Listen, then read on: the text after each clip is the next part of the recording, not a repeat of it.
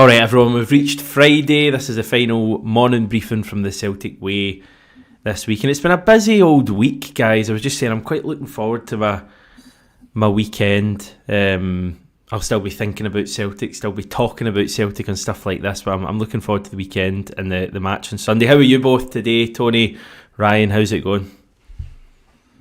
I'll let you take the floor, Tony. Okay, I'm fine. Good. Always good to have a wee day off and deal with dogs et al. And see parents, stuff like that. But yeah. Nice day off. So it's always good to be back. It's always good to be back talking Celtic. You know, as you say, you never really switch off, do you? No, I know, and maybe things are starting to happen transfer-wise. I mean, they really have to be because we've only got a couple of weeks to go, Ryan, and we need still a number of positions filled. So it's going to be an exciting few weeks. Yeah, there are positions that need to be strengthened and reinforced, and you're hoping that by the end of the window, Celtic are able to do that, and then some. Couple of names coming back, maybe some names that we've heard before being linked with the club. Alvin Sanchez, who I put in the description just at the last minute there. There's been some talk about him over the past 24 hours. So that's a name that circled before the Euros, I believe. I believe his name was circling right before the Euros started, but it's came back up. That's now 2 times he's been linked. So there might be something credible in the link. So that's something we can definitely talk about. But yeah, there's positions that need to be strengthened, and there's positions that could potentially need to be strengthened as well if certain outgoings happen in the form of Matt O'Reilly, especially, which seems to be the main talking point. One of the main talking points across Europe at the moment is Matt O'Reilly, and will he go to Atalanta? Will he go somewhere else? So yeah, he's right in the thick of it, but I'm hoping that he can keep his professionalism and put in another good performance on Sunday. I'm sure he will.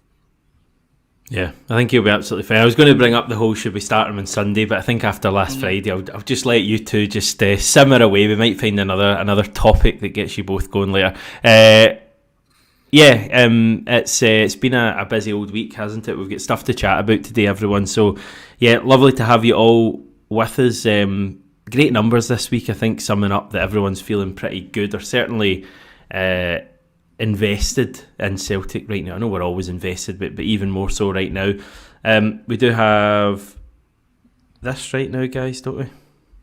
Certainly do. Until Sunday night, I believe. Sunday at midnight is the cut-off point for this new season sale. We thank everybody that's joined us and taken up this offer, which is kicking off the new season in style with a year of the Celtic Way for only £12. On there you'll get statistical content, analytical, scouting pieces, opinion pieces, full match press conferences, which we write out. We write out every single word that goes on the press conference. That won't change. That'll happen today with Brendan Rodgers as well.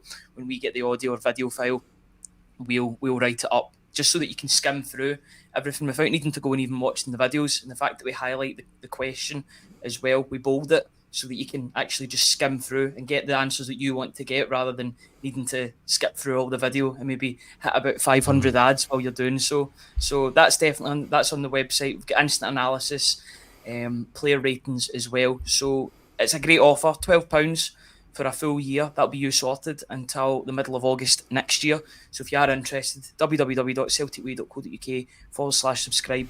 And yeah, get involved. And we thank everybody that's done so far. The numbers have been really good, so appreciate it. Yes, Idah met the media for the first time as a permanent Celtic player yesterday. Had the usual various commitments with the broadcast media, the written media. He had fan media as well. What did we make of it, Tony? He's an interesting character. The way he answers questions, you get the impression he's not that fussed half the time, but he also gives pretty good answers. It's a kind of strange one. He's pretty laid back, isn't he? But that's the word.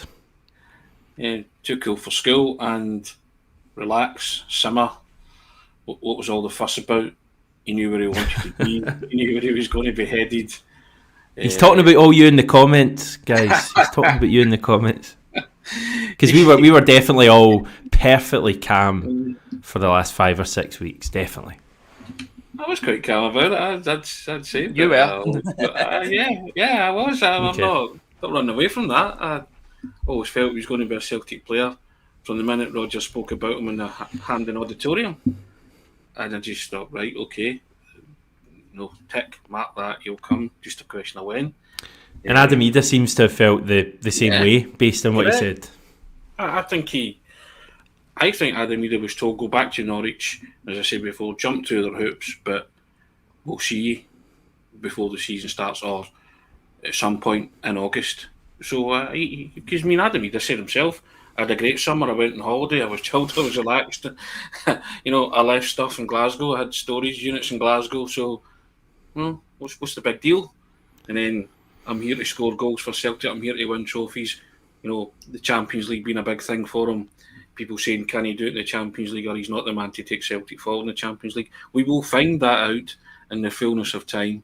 But I think you'll find the big man is raring to go, and having had a taste of that great success that you can have at Celtic, he will be busting a gut and giving his all. It doesn't matter who they play in Europe. Big man will be right up for the task. And I think that's the biggest and ringing endorsement of someone who loves you and wants you to be at the club. The Celtic manager saying, "You're now with us. Just get to the job at hand, and that's scoring domestically and in Europe." And I think he's right up for the challenge, and he can't wait. Andrew making me laugh. He's saying, listening to Idah's accent, I wonder how Kyogo's going picking up the language playing in this squad. I'd love to hear a conversation between Adam Idah and Kyogo, because I must say, I mean, no offence to any, it's a Cork accent, isn't it? I actually quite like the Cork accent, Roy Keane, etc. I've got family who live in Cork, but Adam Idah, he's quite difficult to pick up, because I was doing a bit of subtitling for his stuff yesterday, and he's as I say, he's quite difficult to pick up what he's saying sometimes, but I think he's, as you say, Tony, he's just really laid back, and the thing I love about him is he does his talking on the pitch. Yeah, I love that, and he's going to continue to do that, Ryan. Yeah, without a doubt. Brendan Rodgers has already got his answer lined up. That universal language of football. That's the language that Kyogo and Adam Idah, maybe not at the same time, because I don't think they'll play with two up front, but it's very much a Brendan Rodgers quote, that is for sure. I thought his press conference yesterday was really good. I've seen some not so good press conferences over the past couple of days. One in particular being Michael Olise at Bayern Munich. If you've got his maybe one or two word answers. So Adam Idah was definitely given detailed answers compared to the likes of other players that went for even more money and have even more media responsibilities. But I just think I thought some of his answers were really good yesterday. I thought he explained the situation of missing the flight really well. He resolved that. He was talking about still being in the Celtic group chat, so he showed a bit of humour as well. You can tell he's a popular player within that dressing room. You only had to look at the Instagram comments when he signed. Alistair Johnson, Lewis Palmer, even players that have left the club, and Shane Duffy, Shea Given as well. They're all buzzing to see him kick on and get that move to Celtic. Clearly a popular member of the dressing room. And yeah, it's good that they've got another good egg in that dressing room, because Brendan Rodgers doesn't really deal with anything of the opposite, to be honest. And that was another thing that really got in my wick about, people saying he had a bad attitude and because he missed a flight. I mean, I could not understand that narrative, and I called it out, because I was just like, come on, the manager just would not have a player who's bad for dressing room morale and harmony in that squad right now. And you only had to speak to players and managers who'd managed them and players who'd played alongside them. He was highly popular, nothing of the sort. And then you were getting people saying in 2 years' time he could kick up a stink and want to leave Celtic. And I'm just like, seriously? I mean, in 2 years' time you're hoping people are coming in from and you've doubled or trebled your money. And on Adam Idah, I mean, you want every bit of success for him. I want him to stay there 5 years. I think he's a player that's born to play for Celtic and born to score goals for Celtic. So I really couldn't get my head around this narrative that he was a troublemaker or some kind of bad influence. So thankfully that's been nailed in the head as well, Hamish. Yeah, and he actually spoke really respectfully, I thought, of Norwich City yesterday, when maybe someone else who'd been in that position, and I don't think he has a particularly great relationship with the Norwich fans. I don't know if you guys noticed, I need to double check this, because I only kind of half glanced at it, but in his Instagram post he put, I don't think he thanked the fans, I think he thanked like the club and the management and all that. So I don't think he's a huge fan of the fans, but in terms of Norwich as a club, he was really respectful yesterday, when it would have been quite easy to talk about how he maybe was treated there, and the fact that I think there was various things have gone on prior to Celtic that that maybe weren't ideal. So I thought he just spoke brilliantly yesterday. I can't wait to see him on Sunday. Ryan's got him down for a start. Tony, have you got him down for a start? I think so. I think it's an ideal game, isn't it? Introduce him. Yeah. And Kyogo, whilst we've said that Kyogo's played well, the one thing that's been missing from Kyogo's game in these 2 games so far is goals. And he's missed a couple of chances. So the manager might just say, you know what? Fancy the big man here. See if he can. And you want him to score on his second debut for Celtic, don't you? So maybe give him. Is that what we're calling it? Second. Because I heard re-debut and I heard other things. Homecoming. I don't know, whatever you want to call it. I like that. Homecoming. Yeah. Homecoming, yeah. So, but yeah, I think you would maybe give him the opportunity to do that, wouldn't you? And just get himself off to a flyer, ingratiate himself with the fans again, and get the roar from the crowd. And I think he'll fancy himself to score. He is buzzing about this. He's the one that's as happy as anything. I think you said it the other day when Chris Sutton said it's great for Celtic, it's great for Norwich, it's great for the player. The player himself is like, this is the best thing that's ever happened to me, and could well be in his football career. So I think he's embraced it, and I thought he spoke really well about the fee as well. He just sort of went, it's not going to be an albatross round my neck. But I believe him as well. I believe him. I can't do anything about that. So it's always like that. You're only worth what someone's willing to pay for you. You don't set that barrier or that level. He's just like that. Look, I'm a football player. I score goals. If that means I cost X amount, so be it. It's not going to stop me from doing what I do naturally. And I loved that. It was just like, it's not even a concern, Because I remember when Chris Sutton signed, I was one of them. I met him outside the door at Celtic Park, and I was pretty young and naive then. And I said to him, "You've been labelled a £10 million flop and he's at Chelsea." I said, "Do you think you can turn your career around up in Glasgow?" And he went, "Who's labelled me a £10 million flop?" I went, "Well, it's kind of that." And he was like, "You, guys like you." I was like, oh.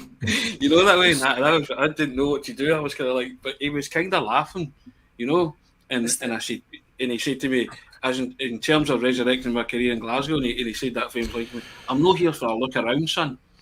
And I was like, all right. And then he was there about 12 hours, and then he came back out, and I was still there.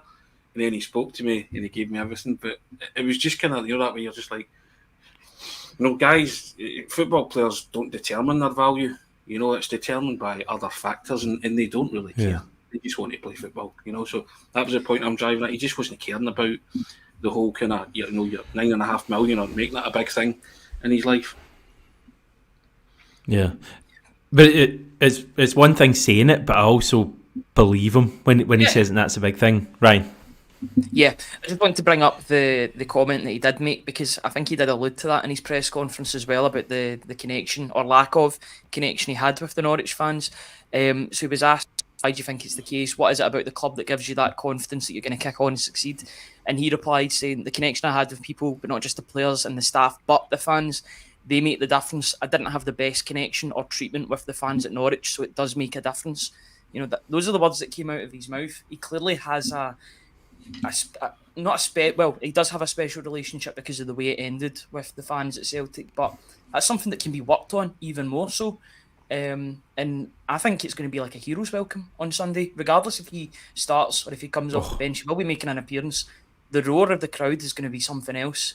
And for Paulo Bernardo as well, to be fair. I know he made his debut or his re-debut against Hibs. The first time he comes onto the park at Celtic Park, or if he starts by any chance, there will be a roar for those two players because they were pivotal in winning Celtic the Scottish Cup. I just think it's a perfect move for the player, perfect move for Norwich because they get a good fee for their asset. I thought it was lovely comments from their manager as well. He says that he's got all the attributes to be a Premier League striker. He wanted him to stay, but he understood his decision. So it doesn't seem like there's any sour grapes with anything here. It's good to see that, and I'm just glad he's at Celtic now and he's a permanent player, and now we can actually speak of him in those terms rather than just being a lone player and worrying about where his future lies. His future's at Celtic. Name me a Celtic supporter that's not excited about Adam Idah. Please, somebody come in the comments and tell me they're not excited about Adam Idah. Someone's going to do it now, Tony. Now you've asked him, someone's going to wind you up and do it. That's fine. but they're telling lies. So because I've just challenged them to do it. Every Celtic supporter is buzzing for this guy. Having heard them yesterday, they're even more buzzing for this guy. They just want to see him out on the pitch and doing what he did. Because last season, if you want to know what 9.5 million gets you, it gets you what it got you last season. It got you entrance to the millions that you're going to get in the Champions League. It got you 2 wonderful goals at Firth Park, turned the game on its head. It got you 2 cool penalties at Easter Road. It got you a goal at Ibrox, and it got you the winner in the Scottish Cup final. For a starter, that's a sample size. And that's a guy who never played every one of those games. He came on and affected those games.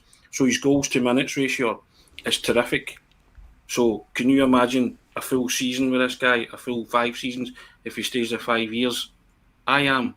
And it's pretty exciting to think that this guy could terrorise Scottish defences and take it on to the next level in Europe as well. I'm desperate to see him in Europe, to see what he's like.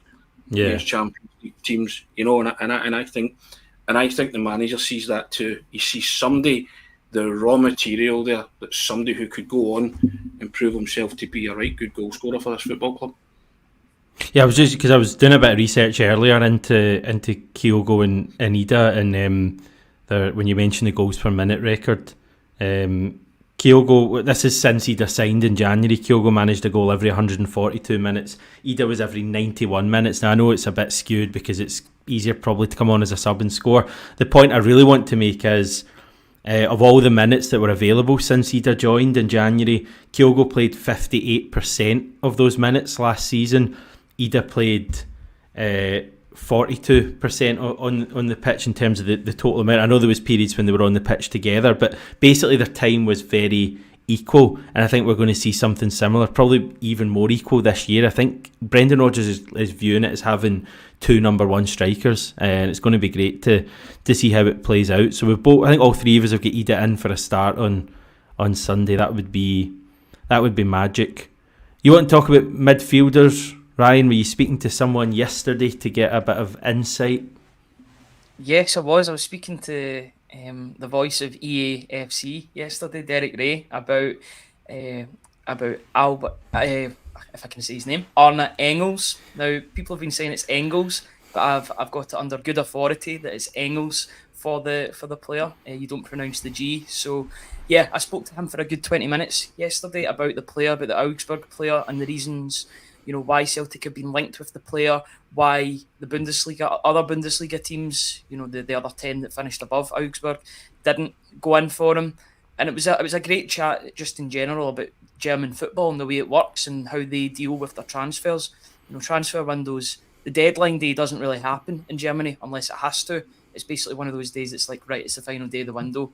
It's not like a massive showpiece. And I think that's just across the board now as well. You see a lot of teams doing their business at the start and the middle of the window rather than cranking it up at the end. Celtic might be an exception to that rule this summer, you would hope, and they'll get the players in. But no, I learned about the player. He's more of a defensive midfielder, is what I was told, than an attacking midfielder that people are talking about. But I think he's still trying to figure out his position. And I was making the point yesterday that Callum McGregor didn't know his position until he was, 23, 24. He was playing everywhere until he got that settled area in which he played 200, 300, 400 games pretty consistently. 20 years old. He's very much part of the next generation with Belgium as well. The Red Devils under Domenico Tedesco, alongside the likes of Onana, etc. All of these young players, Jeremy Doku. Round about that, he's not made the breakthrough into the Belgium's first team yet, but he's very highly rated, and he probably will in the coming years, especially if he makes a move to Celtic. That didn't hurt Boyata in the past. He was still playing for Belgium, even though he was playing for Celtic. So that could be a move for him. I was also told under good authority that Scottish football might not be a challenge for Engels because he would potentially just walk it because he's that good. Wow. In Germany, apparently. 20 years old, and he's... I think there's a bit of a surprise that maybe more teams aren't in for him. He's maybe not to that level yet, but now is probably the time to get him, because if you don't get him now and he has a good season, the Leipzigs come in, the Dortmunds come in, Stuttgart, Bayern Munich, I was going to mention Leipzig again there, but yeah, all these teams will come in and make a bid for him. So if Celtic are going to get him, now is the time. But unfortunately, that would probably mean O'Reilly has to go the other way. But even then, it looks as if Atalanta are potentially in for an alternative player. The name escapes me, but I know that they were linked last night. Fabrizio Romano was talking about another player, another attacking midfielder. So it's definitely one to watch this space with Engels, but a very, very solid profile and a player that's only going to get better as the years go on. But only 20 years old, and he's made 51 appearances in the Bundesliga. So he's pretty much a stalwart from them since joining from Bruges. Yeah, I think it's the kind of profile of player that we would certainly be happy with. I would be happy with it if O'Reilly is to move on. I mean, the ideal scenario still for me is O'Reilly stays, because I think O'Reilly's a £25 million player, but Engels sounds decent enough. Tony, do you like the sound of that for Ryan? I like the sound of both of them, Engels and Sanchez. So either or, because they both fit the profile. They're both young and they're both, obviously one has a higher value than the other. So, and it's been made aware through various media outlets that Celtic are interested in both. Read into that what you will. If Matt goes to Celtic, go the high end, top shelf replacement midfielder, or do they go kind of middle shelf with someone like Sanchez? But I just kind of this has been made that public knowledge through media outlets, just to see the mood music surrounding both. I think Celtic supporters would be happy with either or. I think the ideal scenario is they want Matt O'Reilly to stay. Of course we do, but it's just good to see that Celtic are kind of moving in the right kind of way in terms of their forward planning and their strategic thinking with this. I'm looking at both of them. I think you're probably you're seduced by Engels a wee bit, aren't you? In terms of his work, But if you look at Sanchez as well, he's got over 100 games for Lausanne. He's one of the hottest properties in Swiss football, up and coming properties. So again, we've always spoken about this, getting these players at the right time. You wait for a year, you're not getting Engels at all. So you've got to sign him now. And if you wait for a year on Sanchez, you ain't going to get him either, because that $4.5 million price tag's going to just skyrocket. So if Celtic are going to get one of these players under the proviso that they sell Matt O'Reilly, it has to be now. So we shall see. But I just like the thinking behind it. Certainly there seems to be a wee bit of there is a wee bit of forward planning there by the looks of it. And in the ideal world, one of the commenters there said, why not sign both?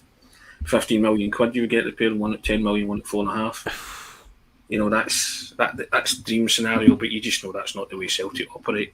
If that was the case, you would have brought in both Idah and Majowski, send out the biggest statement ever, you know what I mean? But it was never going to happen, was it? So I'm happy to be linked with, but I've always said before, links are great. You prefer signings, don't you? But it's all premised on Matt O'Reilly leaving. And I've got to be honest, I just don't want that to happen. But and we all feel the same way, don't we? But as the clock ticks down, 2 weeks today, we'll be on tenterhooks, waiting to see if Celtic can hold onto their most prized asset. But it's, as I say, it's a real tightrope or high wire game. This, isn't it? In the sense of that. If Matt O'Reilly goes, then so be it. You have to prepare. Celtic have to prepare for that, but they have to go and strike with the irons hot in terms of getting one of these two guys in to replace him. They can't wait. They just can't. They can't afford to, basically. Yeah, smell the glove, making a point that I knew would be made. Buy Engels now, let him settle in, sell Matt O'Reilly in January or next summer.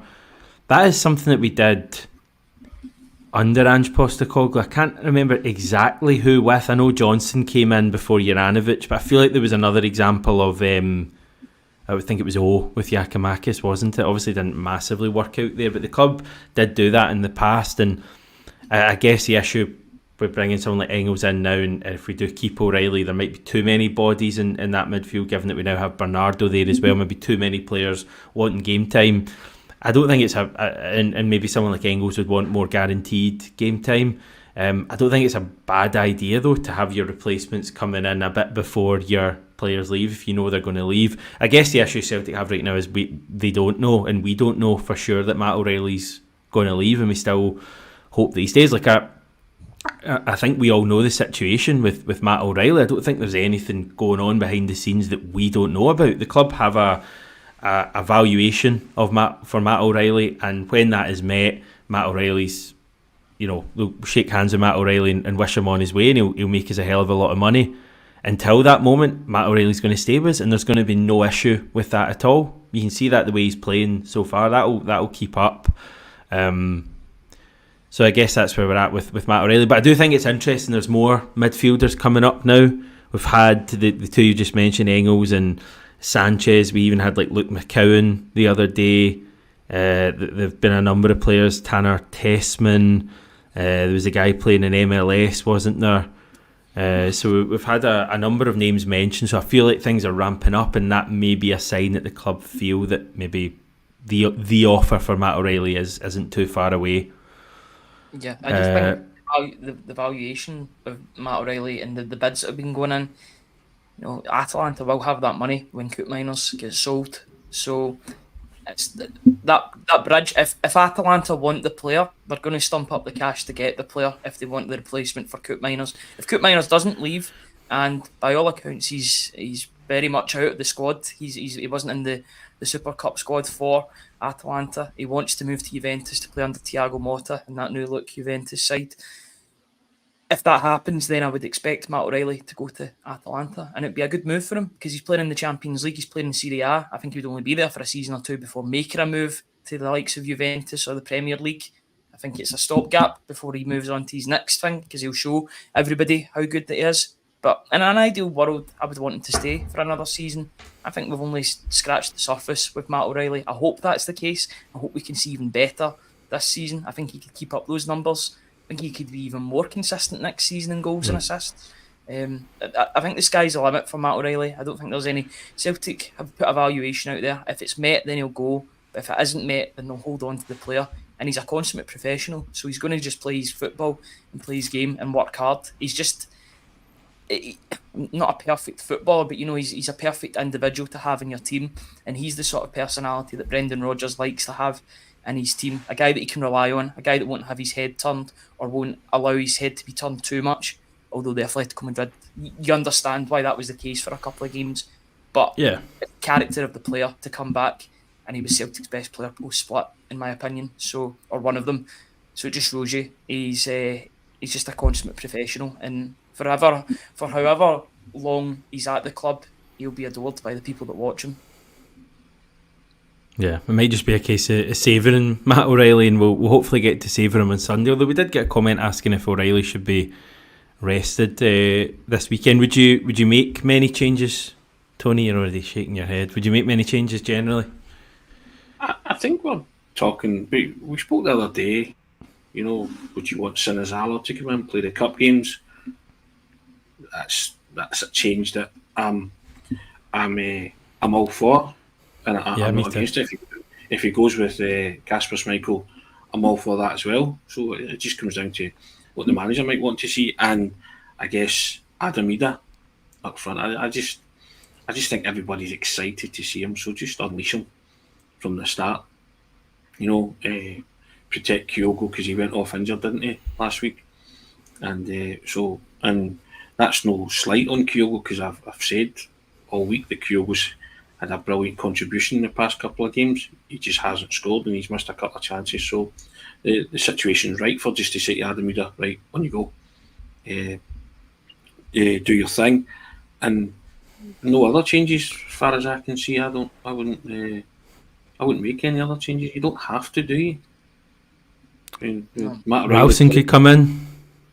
I think that might happen if Johnson's still feeling tight in his hamstring. He was taken off as a bit of a precaution late on against Hibs, so hopefully the manager updates the media this afternoon with that, because if that's the case, then Ralston can do a job. Ralston can come in, especially at home. You trust Ralston to put balls into the box and give that intensity for the 90 minutes or for however long he's on. But if Alistair Johnson's fit, more often than not, Alistair Johnson's going to start. He's pretty much one of the first names on the team sheet. Yep. Where you go, Hamish? Sorry. Yeah, I'm just bringing up Martin's comment. He's saying no changes, Hamish. We experimented last season, lost out. No changes except Idah. No experiments. I get that. I think everyone's probably a little bit wounded from that last year. I was looking up the team that we actually fielded against Kelly last year, and I'm not even going to read it out, guys, because it's a bit scary. We had like Lagerbielka and Naropsky as our two centre backs. I think Holm was in there for his first start. The subs were like Yang, Haksabanovic, and Turnbull. So I think we've come a long way from a year ago. I get why people are a little like no, and I'm not saying. I think there's a difference between changing the entire team and changing a few positions. I think with it being the cup, I think I'd be a fan of Sinizalo coming in. We've said that before. Make him our cup goalkeeper, at least until you get to Hampden, and then maybe you go back to Schmeichel or whatever. Ralston would come in for me. Bernardo, I'd probably start Bernardo and Idah. What's that, 4 changes? And maybe Maida would come in as well. So in the face of it, that's quite a few changes actually, but I don't think it's weakening the team at all, really. Like, there's not a big drop off for me from Kyogo to Idah, which is a mad thing to say given how much we all love Kyogo, but it shows how highly we rate Idah. Yes, okay, Johnson's clearly a better player than Ralston, but I think Anthony Ralston's fine for a game like Sunday. So I would make a few changes, but I'm not talking about experimenting and risking progress in the cup or anything like that. Got a few comments. Francis asking, is it 15 days left of the window? 14, I believe, isn't it? It's August the 30th, Friday, August the 30th, the last day of the window. It usually goes to the 31st, but it's August the 30th is the last day of the window this time. 11:30 it closes as well, which is a bit strange. Charlie, not to rain anyone's parade, but the squad is still basically the same as the one that finished last season, and we're having a party to celebrate that. Would you not say that having signed a couple of players who were only on loan last year is quite a big thing? We now have Bernardo and Idah signed up for a decade combined, when previously we only had them for a matter of months each. So I do think the club deserve credit. It's like, if we hadn't assigned Idah and Bernardo, people would be queuing up to have a go at why we haven't signed them. So we can't have it both ways. I agree. I think we all agree, Charlie, the squad still needs work done to it. No one's stopping at this point and going, right, that's been a good window, fine, we'll go with the left back we have, and we'll go with the centre backs we have. We know what needs done, but equally, it is good business to get Idah and Bernardo back, guys. No, everybody's been a good signing so far as we know, and I made that point yesterday. We're not signing projects, we're signing good projects, players that we think that are going to really help the team in the years to come. But these players are going to start games. Bernardo's going to start a game now and then, with hopefully a view to starting every game next season, you would hope, once he's up to that level. I think bringing in another midfielder could be the making of Bernardo, weirdly enough, because I think then he'll fly under the radar and be able to develop at his own pace, get used to the physicality, even more so of the Scottish League, be there when called upon. He's still going to get 45 good games this season, in my opinion. He'll be a real instrumental figure. Hopefully get more goals and assists to his name as well. I'm sure those numbers will improve too. Sinizalo can develop in the background under the watchful eye of both Stevie Woods and Kasper Schmeichel, his idol. So that works. Adam Idah, we know what he can do. He can take the burden off of Kyogo of being the only goal scorer, because they can both chip in. I don't want one of them to be scoring 40, 45 goals a season. I want them both to be scoring 20, so that the goals are spread out equally. That's how a good strike force works. Goals and assists. If they can get 50, 60 goal contributions between them, I don't think anybody will be complaining if they're making and scoring goals. So yeah, I think all their signings have been good. I think they've strengthened in the goalkeeping area in terms of depth and individual quality.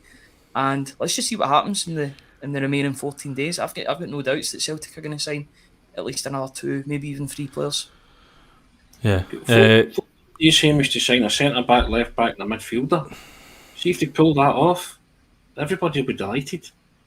Mm-hmm. But you have to start somewhere, and the 2 players that will come in will have, 3 players that will come in, or 4 if you count Sinizalo as well, which I guess you have to, are going to enhance your team. So there's a difference. A lot of the commenters are saying that Celtic fans celebrated wildly when Jota and Cameron Carter-Vickers were signed permanently. So I think it's a similar situation. They've signed Bernardo and Idah permanently, so they'll improve your team. I don't understand this. You're standing still, or you've not improved. They weren't Celtic players. They are now Celtic players, bona fide Celtic players. So they'll improve your team moving forward. 2 goalkeepers, there's forward planning there. So now we have positions that the manager says he's vastly aware of that need filled. Celtic have 2 weeks to fill those positions. And then you will judge. The manager has said all along, judges at the end of the window. It's 2 weeks now to the end of the window. And we will see how improved our squad is by the August the 30th. Can't be any fairer than that. They can't see anything fairer than that. And by all the accounts and what you're reading in the media, they're going about their business in the right way by scouting certain players. Probably the lack of a left back and a centre half is a worry at this minute in time. But I don't think they're not on that. It's just you haven't heard any links or any names yet that excite you, or you would think, right, okay, let's follow through on this.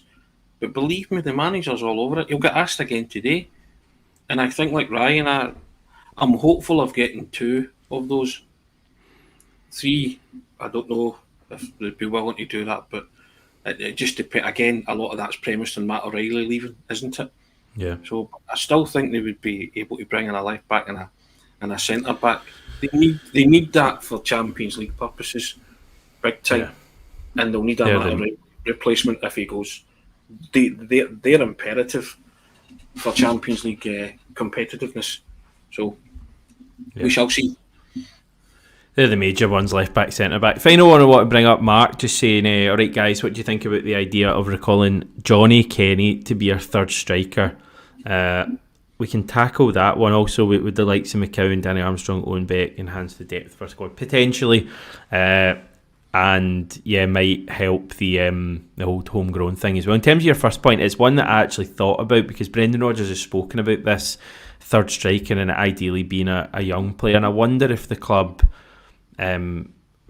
potentially missed a trick by sending Johnny Kenny out on loan. I don't know how good Johnny Kenny is. He seems to be doing all right in Ireland, some Champions League goals and all of that stuff. It's obviously a very different level playing for Shamrock Rovers, isn't it, compared to Celtic. But would he be good in that third striker role? Would he get many minutes? But then again, it could maybe be an opportunity to learn from guys like Idah and Kyogo every day in training. So what's your thoughts on that, Ryan? I think he's on loan with his till own November. Club until the end of the year. So it could be something that they look at, especially if they don't get anybody else in the transfer window in that position, that they can bring him back. They have Kyogo and Idah, and then they'll have potentially Johnny Kenny coming back into the fold in November. I'm not sure if he would he be able to play, or would you need to register him again? Would you be able to register him? Yeah, he should be all right. Yeah. So that could be something that they work on. I did see a couple of his goals, especially in Europe, and it's good to see him playing at that level, or playing at that sort of higher level than he is week in, week out at the moment in the League of Ireland. But yeah, he's a bit of an unknown quantity. But did they not sign in Ange Postecoglou's first season, sort of developing in the background? It's either the first season or the second season. I know Postecoglou signed him. It's one that I don't really know too much about him. I know that he scored goal. He didn't have a great spell at Queen's Park, I believe, a couple of years ago. He gets sent back because he didn't really play that many games. But he could be a late bloomer, or not a late bloomer, because he's still, 19, 20 years old. So, he's still honing his craft. I'll point everybody to the late bloomer to end all late bloomers in Harry Kane. He didn't know his game until he was about 22, 23, and he couldn't stop scoring. But I don't know. I'd prefer if Celtic go and sign a younger player from somewhere else to develop in the background, develop alongside Idah and Kyogo. Those two will hog the minutes up front for Celtic, which is totally fine. Maeda can play there too. But if you've got somebody just simmering away in the background, getting ready to come in, then that's good forward planning as well. I would be fine with that. Just as long as that position's covered, because you know how injuries happen, and you know how bad injuries can be, in which you can lose two strikers at the same time. You need to have someone that's willing and able to step up when required. Yep. Anything else you want to discuss, Tony, just before we head off? Any final point?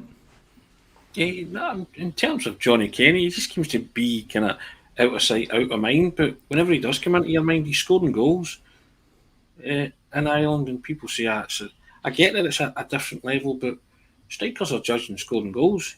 And he's scoring goals for fun over in Ireland, and doing what's asked of him. I think he might be worthy of a shot. If the manager's saying a young guy to come in and see, and I think I would maybe be inclined to bring him back in November to see what he can learn of Kyogo and Idah.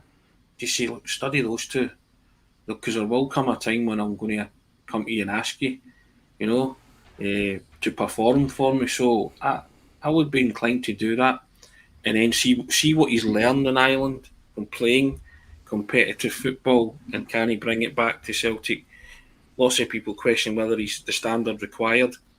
You only find that out when they play. You can't make any kind of rash judgments on him. You've not seen enough sample size from Johnny Kenny. He's doing okay in Ireland. If you're keeping tabs on him, seems to be scoring some important goals at European level as well, as you've said, Hamish. So he's worth having a look at, isn't he? If it turns out not to be Johnny Kenny, then so be it. But you've not lost anything. But, give him a shot. Give him a shot to come in and be around that first team and be around top quality operators like Kyogo and Idah, and see what he's got, see what he can bring to the table, and see if he can, and he has the nous to learn. And I think the manager's like that. He likes to be able to, players to be malleable, so he can, twist them into shape. And I think if Johnny Kenny's bright and he does get called back, then he would certainly learn off the manager and learn off the two number one strikers that the manager has currently at his disposal. Can I bring something up? Sorry, something that's just came out in the past 5 minutes. Atalanta have met with Lazar Samardzic, the other midfielder. That apparently there's an agreement close in personal terms for that midfielder, so that could put a real spanner in the works of Matt O'Reilly going to Atalanta. I'm not sure who. Udinese, he plays for Udinese midfielder, so that could be something different that's happening. And another twist in the Matt O'Reilly saga. I just wanted to bring that up before we finished. Okay, thanks for that. There's still 14 days to go, right? That's what I would say. Yeah. I would be delighted if it was the 29th or even the 30th of August. Yeah. New day, new team enter Matt O'Reilly race. You know what it's like. It's going to be a long couple of weeks. It's also going to be a quick couple of weeks in many ways. Right, okay, everyone, that will do is for today's morning briefing. We'll head off, and you guys will return over the course of the weekend, later today probably as well, knowing what you're like. Enjoy the game at the weekend, everyone. I will return on